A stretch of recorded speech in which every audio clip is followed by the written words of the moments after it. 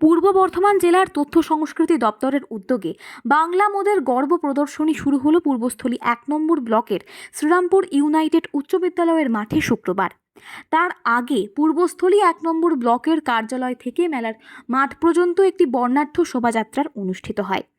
উপস্থিত ছিলেন রাজ্যের মন্ত্রী স্বপন দেবনাথ, গ্রন্থাগার মন্ত্রী সিদ্দিকুল্লাহ চৌধুরী, জেলার পুলিশ সুপার সায়ক দাস, জেলাশাসক আয়েশা রানী এ, জেলার সভাধিপতি শুভ প্রসন্ন লোহার, জেলার তথ্য সংস্কৃতি আধিকারিক রামশঙ্কর মণ্ডল, পূর্বস্থলী উত্তরের বিধায়ক তপন চট্টোপাধ্যায় সহ আরও অনেকে। এই অনুষ্ঠানে স্বয়ংবর গোষ্ঠীর মহিলারা তাদের বিভিন্ন হাতে তৈরি জিনিসের স্টল দিয়ে হাজির হয়েছেন। সন্ধ্যায় থাকছে বিভিন্ন রকমের সাংস্কৃতিক অনুষ্ঠান। এ প্রসঙ্গে তথ্য সংস্কৃতি আধিকারিক রামশঙ্কর মণ্ডল তিনি জানান, এলাকার মানুষদের অর্থনৈতিক এবং সামাজিক মান উন্নয়ন মূল উদ্দেশ্য এই অনুষ্ঠানের। আগামী রোববার পর্যন্ত চলবে এই অনুষ্ঠান। হস্তশিল্পী এবং স্বয়ংবর গোষ্ঠীর মহিলারা তাদের স্টল নিয়ে হাজির হয়েছেন এই অনুষ্ঠানে। প্রসেনজিৎ দেবনাথের রিপোর্ট, সুন্দর বাংলা নিউজ।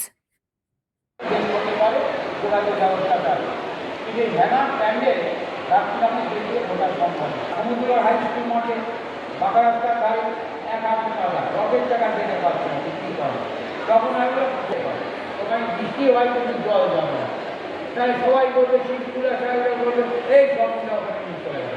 এগুলো কোনো কারণ ছিল না, বোঝা মেম্বার আছে, জনপ্রতিনিধিরা আছে। বাংলা মুখের গর্ব, এটা কি গর্ব হয় না? বাংলার মায়েরা যখন স্বাস্থ্যসাথী কার্ড পায়, বর্তমান জেলায় 14 আমাদের মাননীয় মুখ্যমন্ত্রী মমতা বন্দ্যোপাধ্যায়ের ঐকান্তিক উদ্যোগে আজকে আমাদের জেলায় পূর্ব বর্ধমান জেলায় শুরু হয়েছে বাংলা মোদের গর্ব পূর্বস্থলী ১ ব্লকের ইউনাইটেড হাই স্কুলের মাঠে। এবং সেখানে আজকে শুভ উদ্বোধনী অনুষ্ঠানে আমাদের মাননীয় মন্ত্রী স্বপন দেবনাথ ছিলেন, সঙ্গে আমাদের চৌধুরী সিদ্দিকুল্লাহ স্যার ছিলেন। এছাড়াও আমাদের পূর্ব বর্ধমান জেলা পরিষদের সভাধিপতি প্রসন্ন লোহার মহাশয় ছিলেন। এছাড়া আমাদের পূর্ব বর্ধমান জেলা শাসক মাননীয়া আয়েশা রানী আইএস মহোদয় ছিলেন। এছাড়া আমাদের বর্ধমান জেলার পুলিশ সুপার সাহেব দাস মহাশয় ছিলেন। এছাড়া সমস্ত জেলার কর্মাধ্যক্ষ, বিভিন্ন জনপ্রতিনিধি, বিভিন্ন আধিকারিকরা প্রত্যেকেই ছিলেন। তো সব মিলে আজকে আমাদের যে অনুষ্ঠান বাংলা মোদের গর্ব তথ্য সংস্কৃতি বিভাগের যে বিশেষ আয়োজন, এই মেলার মূল উদ্দেশ্য হচ্ছে মেলা প্রদর্শনী এক্সপো, যার মাধ্যমে আমাদের যেমন মেলা প্রদর্শনী বলতে আমাদের বিভিন্ন যে স্টল, বিভিন্ন যে স্বয়ম্বর গোষ্ঠী আছে তাদের বিভিন্ন স্টল যেমন এখানে আছে, ঠিক একটা যে হস্তশিল্পীরা আছে তাদেরও এখানে বিভিন্ন হস্তশিল্পীদের তারা বিভিন্ন তাদের পসরা নিয়ে বসছেন। এবং এছাড়াও বিভিন্ন দপ্তরে যে বিভিন্ন উন্নয়নমূলক প্রকল্প পশ্চিমবঙ্গে যে চলছে সেগুলো এখানে প্রদর্শন করা হয়েছে। এছাড়াও আমাদের এখানে বিশেষ প্রদর্শনী আছে উন্নয়নের পথে মানুষের সাথে।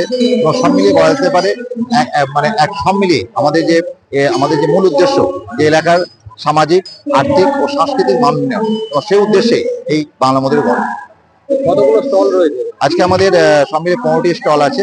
এবং এছাড়াও হস্তশিল্পীর জন্য একটা করিডোর করে দেওয়া হয়েছে, যেখানে হস্তশিল্পীরা অলরেডি তাদের 10টা স্টল নিয়ে বসেছে। এবং এছাড়াও আমাদের বিভিন্ন স্বয়ম্বর গোষ্ঠী বা আমাদের বিভিন্ন দপ্তরের যে স্টল আছে। কদিন চলবে এই মেলা? চলবে আমাদের 3 দিন। আজ শুরু হয়েছে 11 তারিখ, চলবে আগামী 13 তারিখ পর্যন্ত। এবং 3 দিন ধরে আমাদের জেলার যারা স্বনামধন্য লোকশিল্পী থেকে শুরু করে স্থানীয় শিল্পীরা আছেন বা নৃত্যশিল্পী, সঙ্গীত শিল্পী তো থাকছেনই। এছাড়াও আমাদের যে কলকাতা থেকে যারা স্বনামধন্য শিল্পী যেমন জোজো বা অনিক দাস, এছাড়াও আমাদের রাঘব চট্টোপাধ্যায় সহ প্রত্যেকেই আসছেন। আশা করি 3 দিন আমাদের মানুষের যে উদ্দেশ্য আমাদের সংস্কৃতি এবং মেলা প্রদর্শনী, আশা করি ভালোই হয়।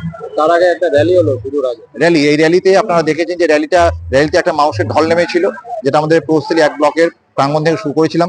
সেখানে জেলা শাসক থেকে শুরু করে মাননীয় মন্ত্রী থেকে শুরু করে প্রত্যেকেই পা মিলিয়েছেন। এবং বিভিন্ন লোকশিল্পীরা তো ছিলেনই। সব মিলিয়ে একটা বর্ণাঢ্য শোভাযাত্রা, যা এই শোভাযাত্রার মধ্যে প্রায় 2000 মানুষ যোগদান দিয়েছিলেন এবং তারা উৎসাহিত এই এলাকার এই মেলা দেখে।